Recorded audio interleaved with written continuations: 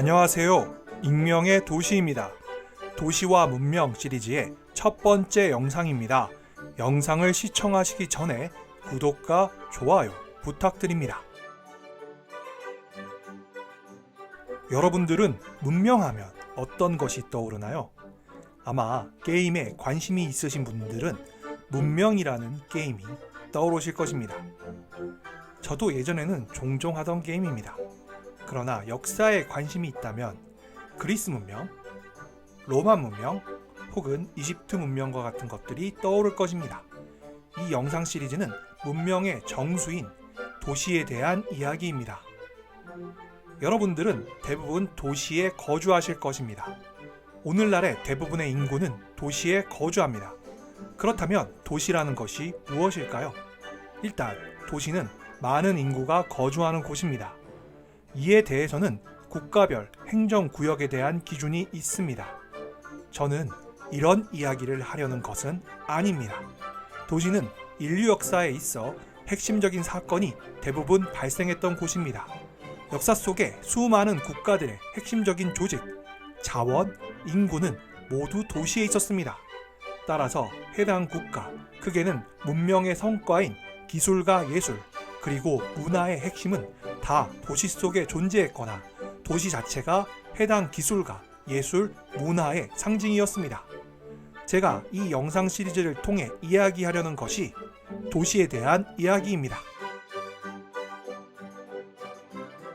여러분들은 황금시대라는 작품을 아십니까? 지금 화면에 보이는 작품입니다. 이는 루카스 크라나흐라는 16세기 화가의 작품으로 현재 독일 미넨의 알테 피나코텍 미술관에 걸려 있습니다.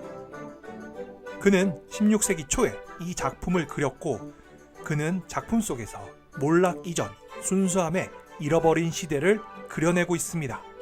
그림 속에서 벌거벗은 남녀들이 에덴 동산의 숲이 우거진 풍경을 배경으로 황홀하게 춤을 추고 있습니다. 이 작품은 그의 가장 비범하고 초현실적인 작품 중에 하나이며 그 작품은 우리 인류의 여명기부터 세대를 거쳐 우리에게 환영으로 보이는 전설을 기념합니다. 그리고 이 작품에 황금시대라는 이름을 붙였습니다. 그러나 여기에 역설적인 상황이 있습니다. 사실은 그는 오늘날 우리가 인류 역사에서 가장 빛나는 시대 중에 하나인 황금시대로 간주하는 시기와 장소에 살았고 그는 작품을 그렸기 때문입니다. 물론 그 시대가 원시적인 순수함의 신화적인 시대는 아니었지만 그 시기는 인간 문제에 대한 거대하고 격렬한 흥분의 시기, 오늘날 우리가 르네상스와 종교개혁이라고 지칭하는 것들이 발생했던 시대였기 때문입니다. 그리고 크라나흐가 거주했던 도시는 독일의 엘베 강변의 비텐베르크라는 도시였는데 그 도시는 1517년 마르틴 루터가 그의 유명한 논제를 성당 문에 못을 박고 걸었던 도시였고 그의 이러한 움직임은 종교개혁의 원인이 되었습니다. 더불어 크라나흐와 루터는 가까운 친구이자 동료였습니다. 앞에서도 이미 언급한 것처럼 르네상스와 종교개혁 모두 도시에서 발생했습니다. 현대의 기준으로는 비텐베르크는 그 당시나 현재 모두 작은 도시이지만 크라나흐가 살던 시대의 기준으로는 중부 유럽의 가장 중요한 도시 중에 하나였습니다. 당시 독일에서 비텐베르크는 르네상스를 경험했던 도시였고 이 시기에는 인간의 창의성이 매우 폭발했습니다. 여기에서 성가신 질문이 있습니다. 위대한 도시들은 왜 그러한 황금시대, 이러한 아름다운 시대를 경험할까요? 이러한 황금시대가 발생하는 방식은 무엇일까요? 왜 창의적인 불꽃이 매우 특별하게, 매우 독특하게 시골이 아닌 도시에서 불타오르는 이유는 무엇일까요? 무엇이 특정한 시기에 특정 도시를 갑자기 매우 창의적이고 예외적으로 혁신적으로 만들까요? 이러한 정신은 몇 년 동안, 일반적으로 10년 혹은 기껏해야 20년 동안 번성하고 갑자기 사라지는 이유는 무엇일까요? 그러한 황금시대를 한 번 이상 경험하지 못하는 이유는 무엇일까요? 왜 그 도시들은 창의적인 불꽃을 다시 잡는 것을 실패할까요? 이 모든 질문들은 이 영상 CG를 통해 이야기하려는 주요 주제들입니다. 도시의 황금 시대는 드물고 그 영광의 빛에 대한 특별한 창문이고 그 창문은 황금 시대 내부와 외부의 세상을 짧게 밝히고 다시 문이 닫혔다는 것을 우리의 역사는 보여줍니다. 황금 시대를 경험했던 위대한 도시들, 예를 들어 기원전 5세기의 아테네, 14세기의 피렌체, 16세기의 런던, 18, 19세기의 비인, 19세기 말의 파리는 이를 분명하게 보여줍니다. 심지어 가장 위대한 도시들은 창의적인 예술적 영광의 시기를 상대적으로 짧게 보냈고 결코 다시는 그러한 영광을 되찾지 못했습니다. 오스트리아의 작가인 스테판 츠바이크는 그의 자서전에서 황금 시대를 맞았던 18, 19세기의 빈에 대해 다음과 같이 묘사했습니다.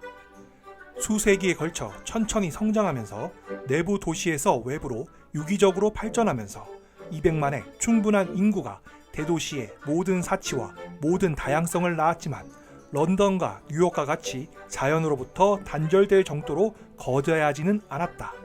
내부에서 궁전과 귀족의 오래된 궁전은 돌에다가 역사를 남겼다. 여기에서 베토벤은 리흐노프스키의 저택에서 연주했고 에스터 하지의 저택에서 하이든은 손님이 되었다. 오래된 대학에서 하이든의 천지창조는 처음으로 울려 퍼졌고 호프부르크 왕궁은 여러 명의 황제를 보았고 쉔부른 궁전은 나폴레옹을 보았다. 슈테판 대성당에서 기독교의 연합 영주들은 투르크인으로부터 유럽을 구원하기 위한 추수감사절 기도에 무릎을 꿇었다. 수많은 과학의 빛이 대학의 성벽 안에 있었다. 이 모든 것의 한가운데서 새로운 건축물은 반짝이는 길과 반짝이는 상점들로 자랑스럽고 웅장하게 일어섰다. 그리고 황금시대를 맞은 빈에서 예술적이고 철학적인 창조성은 절정에 이릅니다. 그런데 역설적으로 이 도시는 창조성을 최상위로 놓은 반면 편안함을 창조하는 기술에 대해서는 그 이유가 궁금할 정도로 무관심했습니다. 예를 들어 1900년 빈의 교외 지역에서는 수도가 부족했고 이미 발명된 전화와 엘리베이터가 거의 없었고 욕실은 거의 알려져 있지 않았습니다. 그러나 다른 도시들의 황금 시대에는 빈에서의 예술과 철학과 같이 새로운 기술들은 동일한 창조성으로부터 발전했습니다. 18세기 말에 맨체스터, 19세기 중반에 베를린, 20세기 초반에 디트로이트, 20세기의 로스앤젤레스와 샌프란시스코만 지역은 모두 아테네, 피렌체, 빈, 파리와 같이 도시의 창의성에 대한 분명한 사례들입니다. 그리고 20세기에는 기술적 진보와 예술적 진보는 하나가 되었는데 그 대표적인 것이 영화, 텔레비전, 녹음된 음악, 마지막이자 최종적으로는 인터넷과 같은 대중매체에서 융합되었습니다. 그러나 기술적 진보와 예술적 진보의 통합이 도시의 목적은 아닙니다. 도시의 출현 이후 거의 모든 도시와 도시의 거주민들은 다른 방식으로 부득이하게 혁신하였습니다. 아리스토텔레스의 표현을 빌리면 인간은 도시에서 거주하기 위해 모였지만 좋은 삶을 영위하기 위해 남아있는 것입니다. 그리고 한국의 도시화 과정에서도 수도 서울과 수도권의 인구가 집중되었던 이유는 서울에서 좋은 삶을 영위할 수 있을 것이라는 믿음 때문이기도 했습니다. 우선 혁신 이전에 그리고 잘 사는 것을 제쳐두고 사람들은 기본적인 도시 질서를 수립해야 했습니다. 사람들은 삶의 기본적인 것들, 깨끗한 물, 식량 공급, 하수의 효율적 제거를 보장해야 했습니다. 그들은 도시의 치안을 유지해야 했고 범법자에 대한 적절한 조치를 시행했습니다. 도시는 도시의 약자, 노년층, 병자, 빈곤층을 부양해야 했습니다. 도시가 성장함에 따라 도시는 재구조화하고 확장할 방법을 반복적으로 찾았습니다. 도시는 새로운 건축과 재건축에 대한 규정과 규율을 발전시켜야 했습니다. 이러한 도시가 더 성장함에 따라 도시는 도시의 시민들에게 장거리로 이동할 방법을 제공해야 했습니다. 이것들은 최초의 부족이 작은 영역을 점령하여 작은 마을을 구성한 이래 인간 조직의 기본적인 질문이었습니다. 그러나 도시에서, 특히 대도시에서 도시들은 새로운 복잡성과 중요성을 가정했습니다. 도시에서 얻을 수 있는 좋은 삶과 그것으로부터 파생되는 창의성은 조직과 질서의 도시 자체의 문제들에 대한 해결책을 찾는 것으로 구성됩니다. 그리고 그것은 대부분 쉽게 눈에 보이지도 않습니다. 예를 들어 지하철을 생각해 봅시다. 지하철은 도시의 교통 문제를 해결하기 위한 해결책 중 하나로 고안된 것이지만 이것은 공학과 연계된 법률 문제 이상의 것입니다. 20세기의 도시들은 자신들이 처한 문제들을 해결했고 도시의 병폐들을 개선하기 위해 노력하면서 합리적인 성공을 거두었습니다. 20세기 초에 거대 도시에 대해 비판적인 시각을 갖고 있었던 루이스 멈포드와 그의 추종자들은 거대 도시들이 비관적인 운명에 처했다고 주장했는데 그는 그의 책 도시의 문화의 4장에서 수백만 명의 인구를 갖고 있는 메갈로폴리스가 이집트의 문명에서 죽은 자들의 도시인 네크로폴리스로 가는 길의 중간 기착지를 대표한다고 표현하였습니다.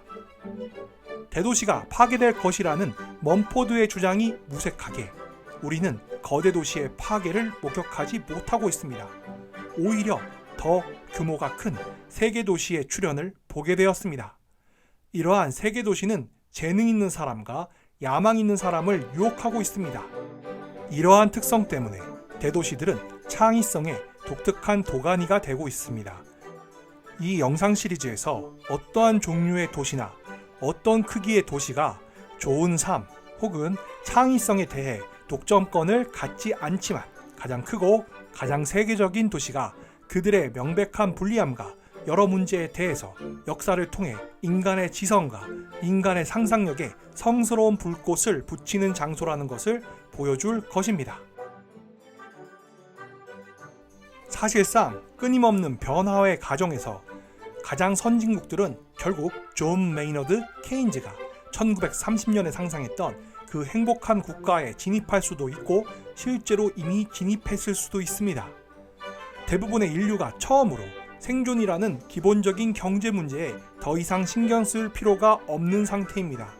그는 인류가 최초로 생존의 문제를 벗어나서 그의 자유를 잘 활용하는 방법, 여가를 어떻게 활용할 것인가, 과학과 여러 가지 것들에 대한 관심과 행복하게 잘 사는 법과 같은 문제에 직면하게 될 것이라고 주장했습니다. 그러나 케인즈조차도 결코 예측할 수 없었던 흥미로운 결과는 이러한 기분 좋은 활동 자체가 소득과 경제성장의 원천이 될 수 있으며 새로운 산업을 창출할 수 있다는 것입니다. 이러한 것의 대표적인 사례가 e스포츠입니다. 한 25년에서 35년 전만 해도 게임이 하나의 스포츠가 되고 e스포츠가 하나의 산업이 될 것이라고 예측했던 사람은 거의 없습니다.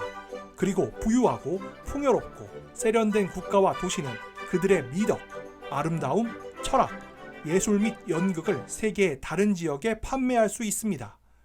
우리나라의 한류 열풍을 생각해보면 이는 명확합니다. K-팝이나 K-드라마 등은 그 자체가 예술성을 갖고 있으면서 동시에 전 세계에서 비싸게 판매되고 있습니다. 이제 제조업 중심의 경제에서 정보경제로, 정보경제에서 문화경제로 넘어가고 있습니다. 1980년대와 1990년대 유럽 전역의 도시들은 문화산업은 경제재생의 기초를 제공하고 사라진 공장과 창고가 남긴 격차를 제거하고 이동자본 및 이동 전문직 종사자에게 더 매력적일 수 있는 새로운 도시 이미지를 창출할 수 있다는 개념에 더 사로잡히게 되었습니다.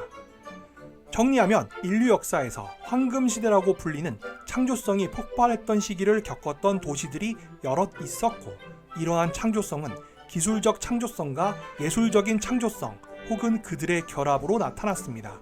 그러나 이러한 도시에는 많은 사람들이 밀집되어 거주하였고 이는 필연적으로 여러 문제를 발생시켰으며 도시는 결국 이러한 문제를 해결했습니다. 그리고 이를 통한 편안한 삶은 재능 있는 많은 사람들을 도시로 끌어들입니다. 이는 대도시로 하여금 창의성의 도가니가 되는데 크게 기여합니다. 20세기는 유사 이래 최초로 생존이라는 기본적인 경제 문제에 더 이상 얽매이지 않도록 해주고 있으며, 이제 도시에서는 제조업 중심의 경제에서 정보경제로, 정보경제에서 문화경제로 넘어가는 단계에 접어들고 있습니다. 다음 영상에서는 창조성에 대해 조금 더 설명해 보도록 하겠습니다. 오늘 영상과 다음 영상은 도시와 문명이라는 긴 시리즈의 서론에 해당하는 영상입니다. 이 영상들 이후에는 해당 시대에 황금시대를 경험했던 도시들을 구체적으로 살펴볼 예정입니다. 오늘 영상은 여기까지입니다. 지금까지 시청해 주셔서 감사합니다. 이상 익명의 도시였습니다. 여러분의 구독과 좋아요는 영상 제작에 큰 힘이 됩니다.